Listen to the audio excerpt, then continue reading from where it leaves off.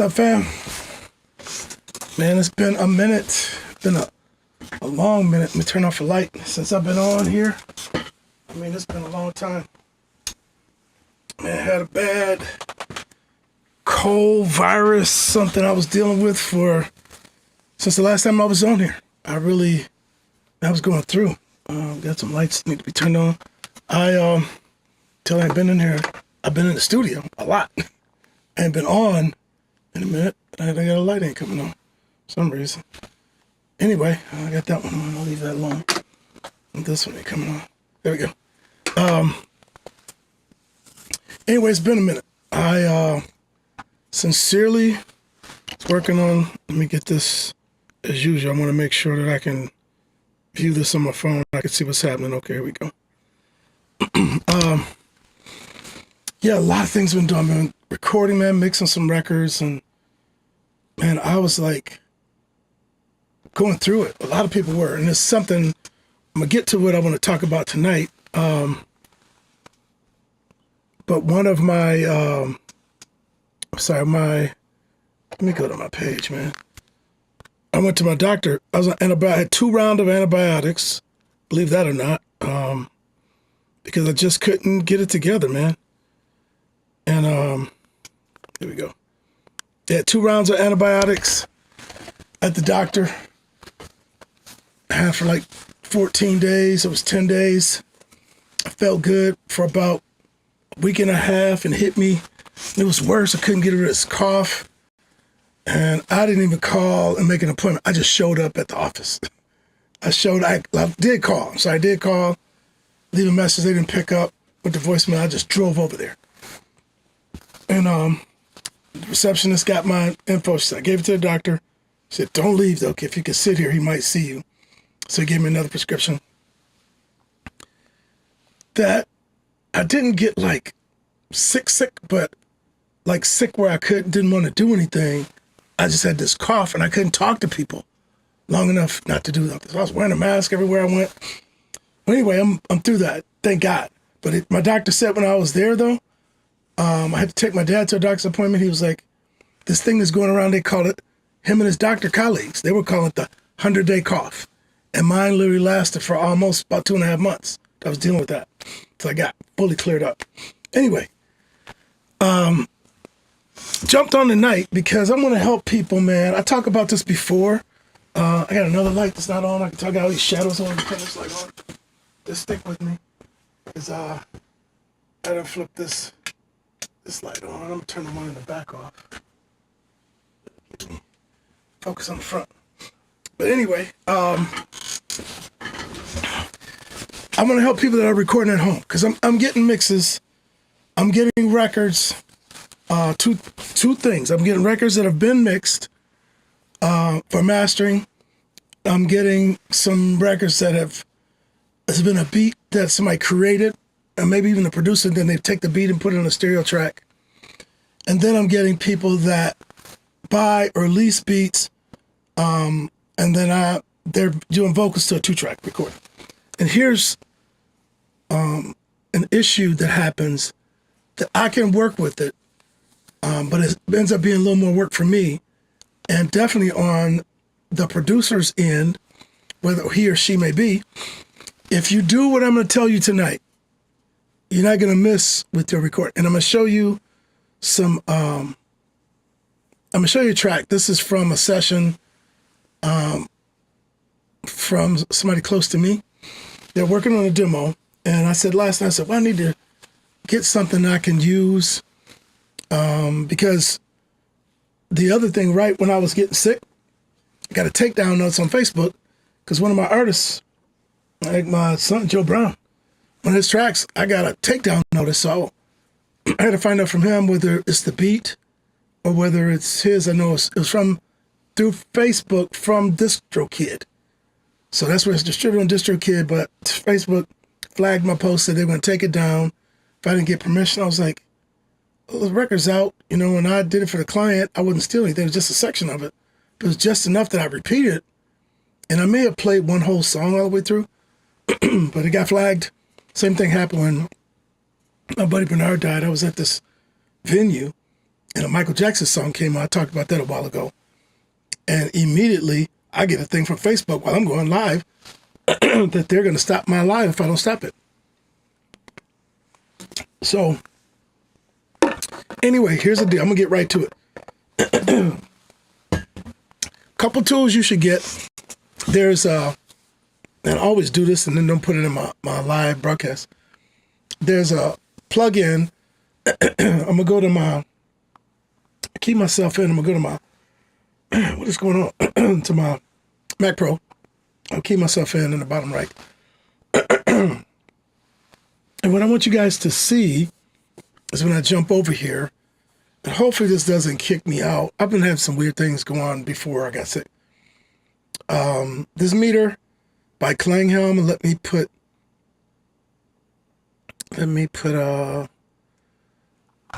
first of all, I'm gonna turn off my internet on this computer because this will sometimes drag me down.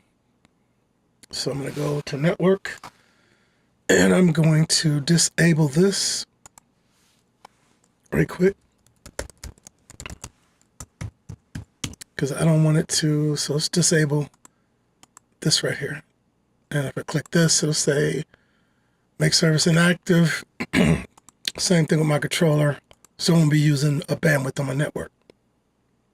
Make service inactive. Apply. All right, that'll be better. And if you still got me, which I hope you do, let's take a look at, I'm going to do this, type up something right quick. I'll make it bigger. This meter is by Klanghelm, K-L-A, and you might have something in Waves or whatever. I like this. A lot of pros use it. Klanghelm meters. And I got Klanghelm, I think it's VUMT Deluxe. This isn't that expensive either. Meters. And you can look it up, Google this for meters to make it bigger. Klanghelm meters. That's what you see on my screen, these 3 meters that you're looking at right there. So let me minimize this. So what you want to do is take your hardest hitting piece, which is usually a kick drum or bass or something. You want to take that, and what you want to do is make sure that that is hitting at -18. -18 RMS. Don't use VU.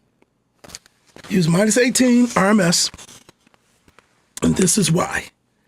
If you send out your mix, and two things. Let me just make it. If you send out your mix, somebody's using high-end audio pieces like what I use and other people have in their studios.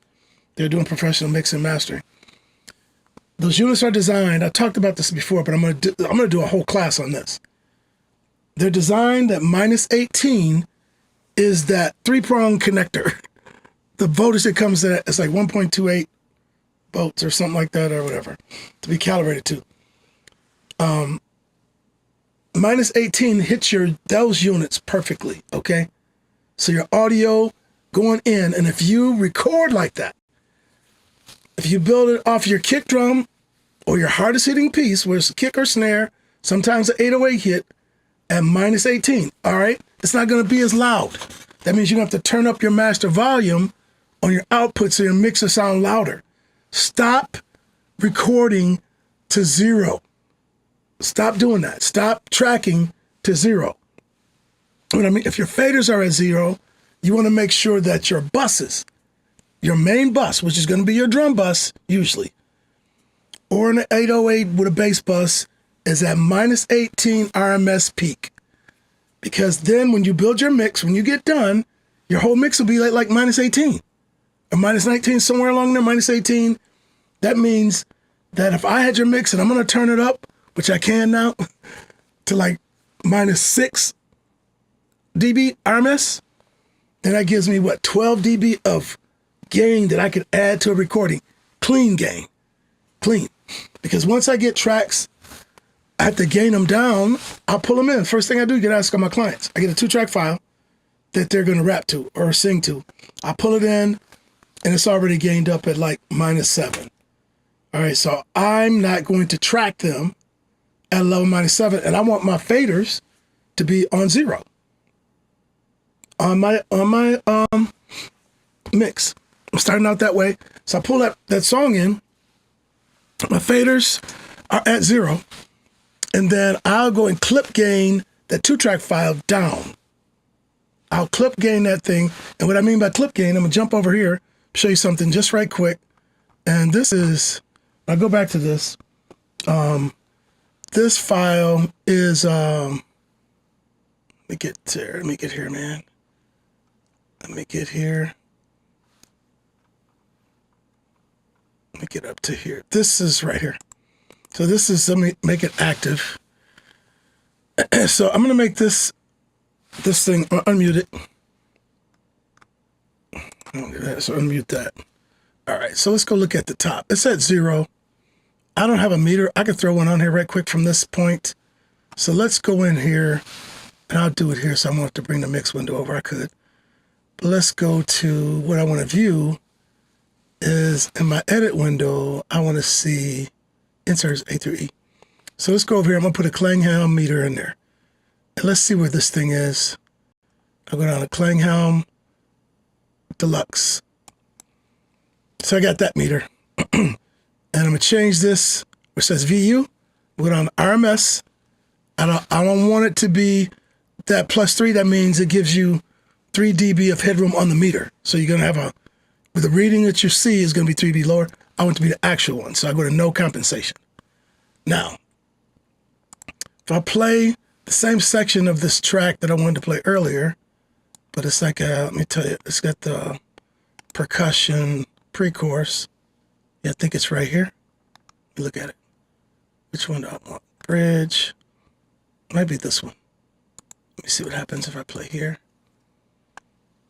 I want to be able to hear this. Let me see. Let me turn my mic off for a second.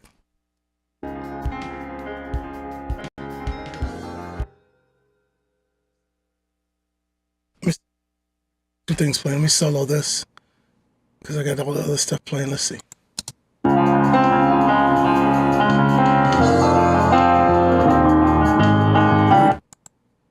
Let's go back here.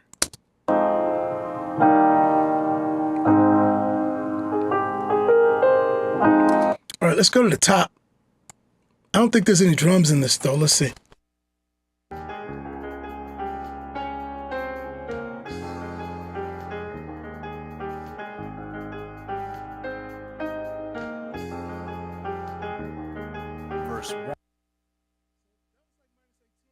That was like -18. I can deal with that. All right, but we didn't use this. This was a demo he brought me.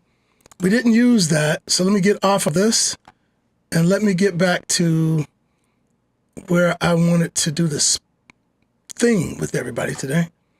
Go back to it's a drum section that I got some, I think it's a pre-chorus. Was it later in the track? Let's see.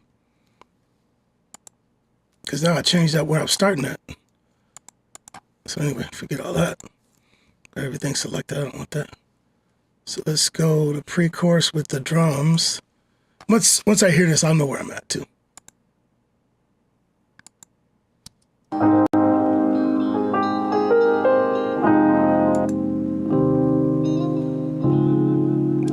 No, it's gonna be that back here. This one. Let's try this pre-chorus.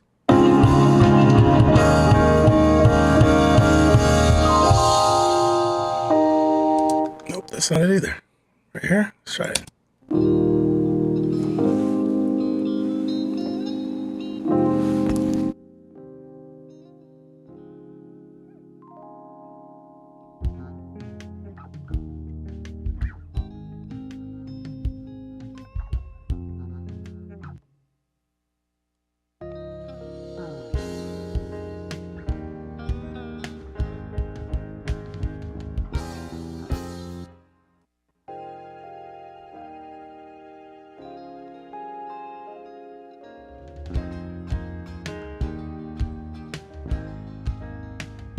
Okay, this is the part that I want you guys to hear right here. I'm going to start it here, and we're going to play, and I want you to see the meter. Let me get back to it. Let me jump back over for me. you guys are there.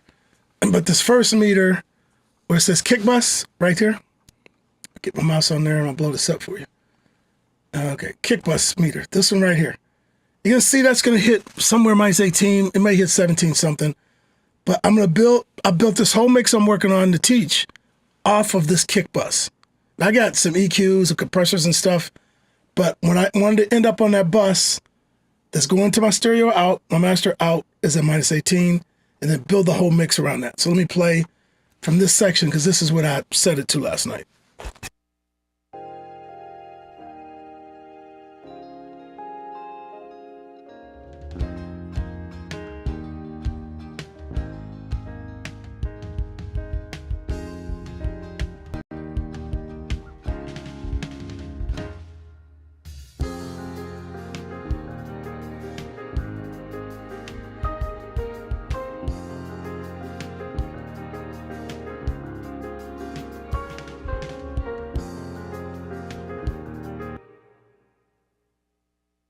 Okay, you saw the peak, it hit like minus 18.2. That's cool. Because it's jumping around, which is fine, because that means it's got a lot of dynamics. So minus 18.2, get my kick set. I know my hi-hats and all that stuff aren't gonna be hitting as hard, right? So then the next one, this blue one you're looking at, that's a snare. Let me play that at the same spot so you can look at the level of the snare and the kick together, and you're gonna see there's substantial difference, but it's in the mix.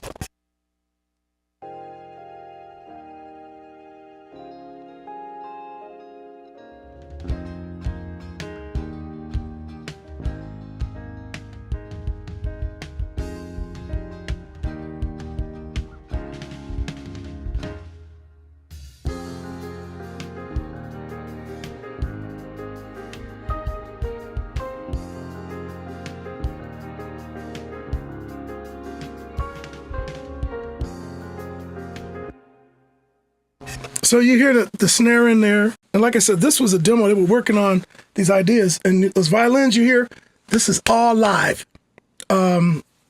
Except it was all played live. It was all played live, and one of them is actually a Baby Grand that he tracked with two U87s, I think, at his house. But let me just show you this. The violin tracks, and this is no joke. I think when I got done, I had almost 50 tracks of violin. All this brown from the blue, from here, 1, 2, 3, 4, 5, 6, to 6, 12, 18, 24, 30, 36, plus 42, plus 6, 48, 6, 54 tracks of violin. And I didn't mix the record. No, I got in when they were ready to finish, I was actually tight. My grandson was born. I had a lot of stuff going on. So I didn't finish it, but tracking was done here, a lot of it. And then they redid their vocals. I do have the whole song here, but I'm just going to play this section. So what I did just last night, I worked on this, was to get to minus 18 on the bus, the kick bus, get the snare set, and then I could start bringing up my other stuff. I had to pull the toms down because toms were hitting kind of hard on the tom bus. So I got a kick bus, snare bus, I got tom bus, and I had an overhead bus, which is all the mics overhead, which is only 2 overhead. And then a reverb, try to make it feel like it's setting in the same room and not long decay times. So anyway, if you track your kick drum at minus 18, the thing that's hitting the hardest in your mix is use your kick drum, get it at minus 18, then everything else that you build, when you get done, I'm gonna play this again. Now remember that kick bus at minus 18. Let's look and see what my master bus, which is gonna be this meter. All right, let's see what this master bus, try to make it, yeah. Let's see what this meter shows up when I play it now.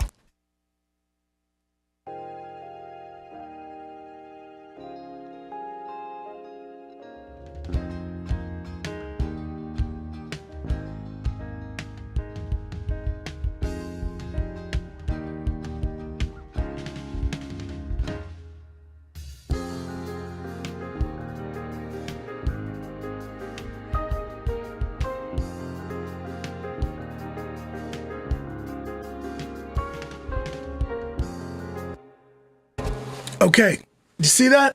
I built my mix off my kick at minus 18 because if you build your kick on 0, your whole mix is going to be at 0 and you'll have no headroom left. And you're going to be trying to turn on your fader, but you're hitting your bus with all that power. And don't do that. And these are things that a lot of times you don't learn. I didn't learn this early. Let me get back to me. I did not learn this early, this minus 18 thing. I learned to understand it when I started going to all this hardware and the levels I needed to be bringing, sending my mix to my hardware. So when I'm on my masters and mixing, because all this stuff I'm using EQs and compressors, and the only plug-in I got an EQ1. There we go. Okay, now I got some static. You guys hear that? Find out what's causing that. I don't know where that's coming from. I hear it, but I don't see it. It's on my drum bus. So something's giving me static on my drum bus. Track it down. Oh. Snare. Yep. One of my API 527s. And 527 is my compressor. Let me touch it. Nice, put up my setting. Yep. So anything about hardware, I had a transformer go bad in one of those, my API EQs, and these things ain't cheap, man. They're expensive units. That's exactly where it's coming from. Disengage it. All right, so I'll pull that out. I might send it in and have transformer replaced. I had to do that on my API. I get API EQs and compressors, and actually that's the EQ. 527. Let me see.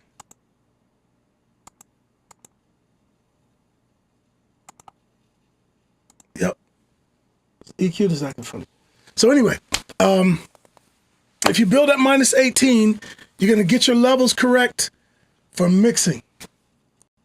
That way, when you get done,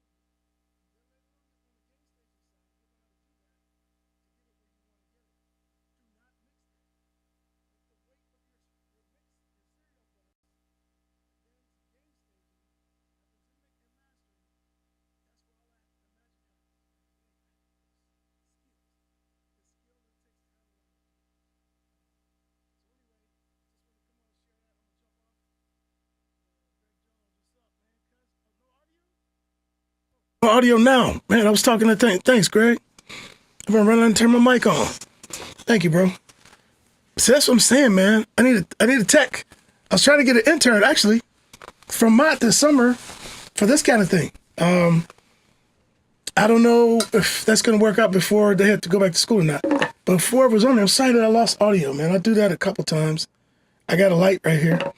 I do have a setup where I can play it while the music's playing. I can have my mic ducked. And when the music goes off, it'll come back on. And maybe I should set up that. Sometimes I'm not running audio from music, so that doesn't help me. But anyway, I just wanted to share that with you. Minus 18 is your key to getting a great mix going and getting all your audio. Even if you're not going to mix it, if you track, let the kick drum use your beat. If you get a beat from somebody, like I said, clip gain it down to minus 18 dB RMS. You know, we're going to look for that peak. Peak is at 16, that's too high. Back it off a little bit. You know, a whole dB, if you see it, it's at minus 16 until you're at minus 18. Then say, okay, now I can comfortably build this whole song around this. And the mix that you have, it may be decent at that level. But I'm telling you, if you send it to somebody who's going to mix it, don't put your big limiters on there. Don't use the maximum limiter by Pro Tools to send that. Then now you got all this crushing happening and taking away dynamics that you're mixing, mastering engineer, especially on mastering, you send a 2-track. If you just want to get an idea for yourself, bounce it down, put limiters on it. I would say use FabFilter Pro L2. FabFilter Pro L2 is a game changer. Put that on there and crank it up. With the limit, just keep gain staging that up. It's going to limit it, and plus you're going to get some volume. Anyway, just wanted to jump in and talk about that. Greg Jones. Greg, you got audio now? I hope. Who else is on here? Antoine Kirkland was on. What's up, bro? Rolanda Shumpert. Hey, what's up, cuz? Will Hedison was on. Dana Brock. Where you at, man? Well, so that's all I wanted to talk about tonight, man. I wanted to just get ready to get back in the groove of doing this. Because I really took time off because I couldn't talk long enough without choking, you know? So I was like, I'm gonna just stay off here. And then I got very disappointed because I have tons of things from Facebook Lives that I've done. And then Facebook Lives that I went on with live audio showing like vocal tuning with Melodyne, drum editing with toms, drum tuning, how you can capture your toms. Then when you got them tuned pretty decent, make them fit into your song better. All of that. And I got this takedown notice. So I'm probably going to build around things that I was like this. This is a relative of mine. All right. So I can use their stuff and just do this because, you know, I know what's happening with it. But where I don't know where the track is going, I don't want to do a bunch of paperwork to use it. If I have to build my own stuff, I have enough material to bring in to use what I've done myself. And then even take a beat and show, you know, if it's minus 18 or not, how to gain stage it down and then build like a guitar part, another keyboard part or whatever around that level. So anyway, hey, thanks for everybody who jumped on tonight. You know, if you learned something from this, say like my page, share. Actually, this is running on YouTube too, Randy Seal on YouTube. But anyway, hey, thanks again. I'm going to go out. And when I say go out, I'm going out of this live session to shut down for tonight for live. And then I got some other work I got to do. But anyway, hey, thanks again for everybody who jumped on. You guys have a good night. I'll be back on. And I'm going to start giving some prelims.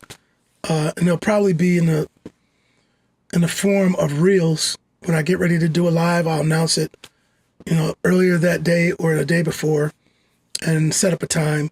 So I'll come on live to talk about some things because I'm getting ready to stop using this page. And I have a page called Reflective Productions and Recording. That's where I'm going to be going. I think from that page I can share to this personal page, I believe. So if I can do that, I'll go there and share here, but I don't think I can share the other way. I know I can't go from here to my professional page. I believe I can go the other way. Anyway, hey, good night to everybody who jumped on. Thanks again. You guys have a good one.